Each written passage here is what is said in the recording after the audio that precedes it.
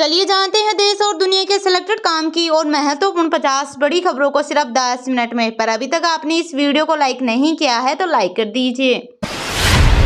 लोकसभा चुनाव के प्रचार के लिए प्रधानमंत्री मोदी ने महाराष्ट्र के नंदुरबार में चुनावी रैली को किया संबोधित। कहा, एक तरफ कांग्रेस है जो कहती है कि मोदी तेरी कब्र खुदेगी, दूसरी तरफ नकली शिवसेना मुझे जिंदा गाड़ने की बात करती है।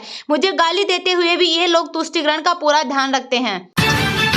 केजरीवाल 39 दिन बाद तिहाड़ जेल से बाहर आए। कहा, देश को तानाशाही से बचाना है, मैं इससे लड़ रहा हूं। 1 जून तक मिली जमानत। पहलवानों के यौन शोषण मामले में ब्रजभूषण पर आरोप तय। दिल्ली कोर्ट ने कहा 5 शिकायतों में पर्याप्त सबूत, 1 शिकायत खारिज की। अक्षय तृतीया पर सोना 1384 रुपए महंगा हुआ, रुपए 13,008 हुई 10 ग्राम की कीमत। इस साल रुपए 9,656 महंगा हुआ। चांदी में रुपए 84,215 रुपए किलो हुई। इलेक्शन कमीशन ने खड़गे से कहा, वोटिंग डेटा में गड़बड़ी नहीं हुई, हमारा डेटा कलेक्शन प्रोसेस मजबूत, आंकड़ा समय पर जारी हुआ, सोच समझकर बयान दे। बेंगलुरु में बारिश के चलते 17 फ्लाइट चेन्नई डाइवर्ट। एयरपोर्ट के टर्मिनल 2 की सीलिंग में लीकेज, फर्श पर पानी भरा। बारामूला में भी तेज आंधी बारिश।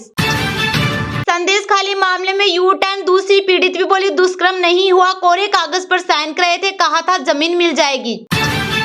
कांग्रेस नेता राहुल गांधी और सपा प्रमुख अखिलेश यादव ने कन्नौज और कानपुर में की संयुक्त रैली। राहुल ने कहा, पिछले 3 साल से हम मोदी के खिलाफ लड़ रहे हैं। यूपी में इंडी गठबंधन को 50 सीटें मिलेगी। पीएम मोदी ने अडानी को फायदा पहुंचाया। अखिलेश ने कहा, सरकार बनी तो अग्निवीर बंद करेंगे। 4 धाम यात्रा शुरू, केदारनाथ, यमुनोत्री और गंगोत्री के कपाट खुले। पहले ही दिन भारी भीड़ प्रशासन के लिए चुनौती बनी। सीएम धामी ने किए दर्शन। के कविता की जमानत याचिका पर दिल्ली हाईकोर्ट में सुनवाई। कोर्ट ने ईडी सीबीआई को नोटिस जारी कर जवाब मांगा। 24 मई को होगी अगली सुनवाई। छत्तीसगढ़ में सुरक्षा बलों ने 12 नक्सलियों को मार गिराया। बीजापुर मुठभेड़ में 2 जवान भी घायल। पिछले 131 दिन में 103 नक्सली ढेर।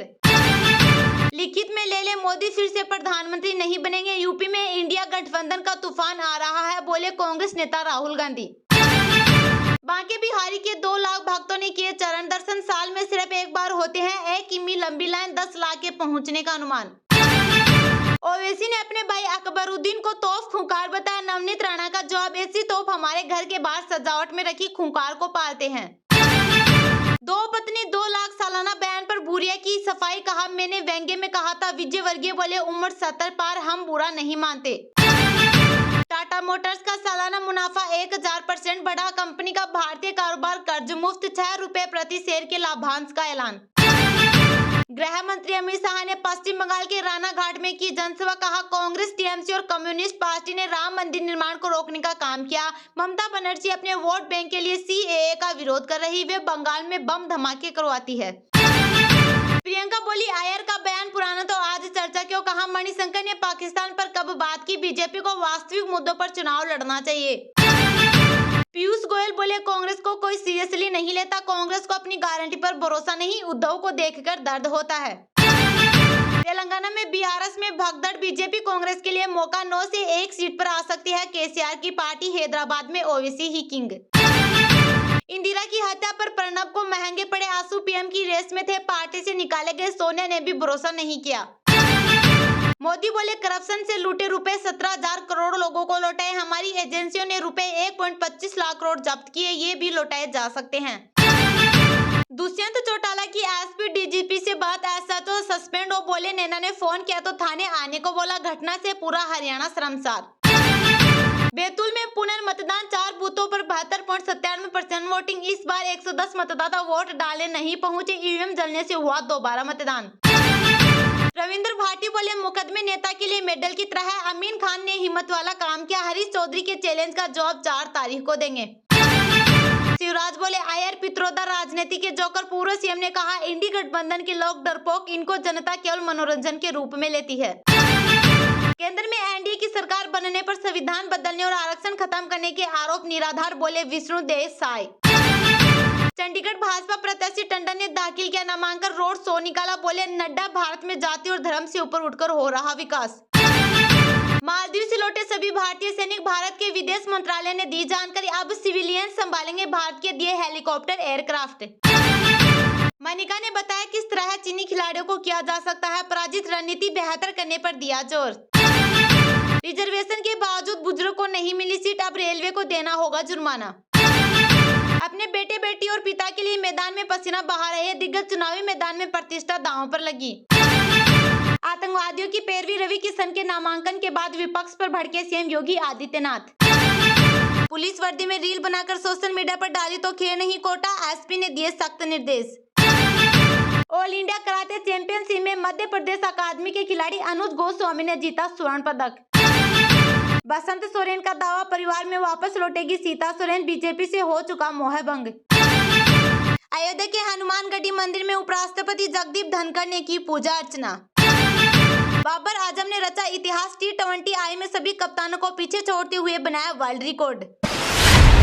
लोकसभा चुनाव के प्रचार के लिए प्रधानमंत्री मोदी ने महाराष्ट्र के नंदुरबार में चुनावी रैली को क्या संबोधित कहा। एक तरफ कांग्रेस है जो कहती है कि मोदी तेरी कब्र खुदेगी, दूसरी तरफ नकली शिवसेना मुझे जिंदा गाड़ने की बात करती है। मुझे गाली देते हुए भी ये लोग तुष्टीकरण का पूरा ध्यान रखते हैं। लोकसभा चुनाव के प्रचार के लिए प्रधानमंत्री मोदी ने महाराष्ट्र के नंदुरबार में चुनावी रैली को संबोधित किया।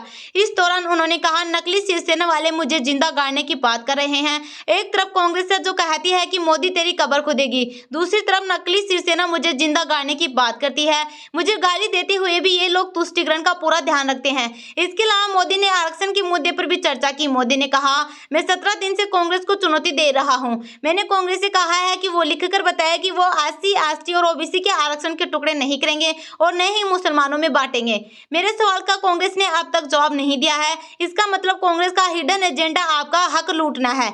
मेरे इस चैलेंज पर कांग्रेस की चुप्पी का मतलब दाल में कुछ काला है। आरक्षण पर कांग्रेस का हाल चोर मचाए शोर वाला है। धर्म के आधार पर आरक्षण बाबा साहेब की भावना के खिलाफ है, संविधान की भावना के खिलाफ है, लेकिन कांग्रेस का एजेंडा है दलित, पिछड़े, आदिवासी का आरक्षण छीनकर अपने वोट बैंक को देना।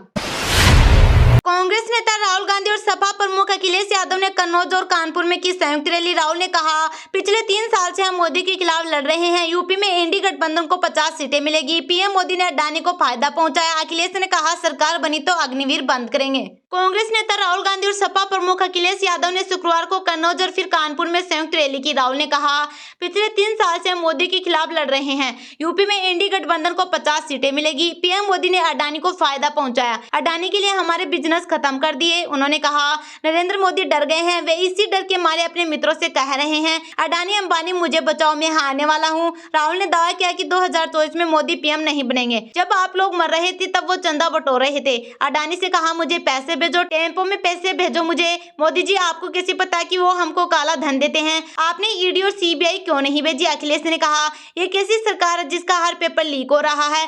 फौज में भर्ती को कम कर दिया, नौकरी भी 4 साल की कर दी। हमारी सरकार बनी तो अग्निवीर को बंद करेंगे। आपको जो गुस्सा 7वें आसमान पर उसे वोट देकर निकालिए। आम आदमी पार्टी के सांसद संजय सिंह भी कन्नौज में रैली में शामिल हुए। उन्होंने कहा, भाजपा के लोग पिछड़ों से नफरत करते हैं। अखिलेश मंदिर गए तो उसे धोया। कन्नौज से अखिलेश खुद चुनाव लड़ रहे हैं। उनका मुकाबला भाजपा सांसद सुब्रत पाठक से है। कानपुर में कांग्रेस प्रत्याशी आलोक मिश्रा मैदान में है, जबकि भाजपा ने रमेश अवस्थी को टिकट दिया है।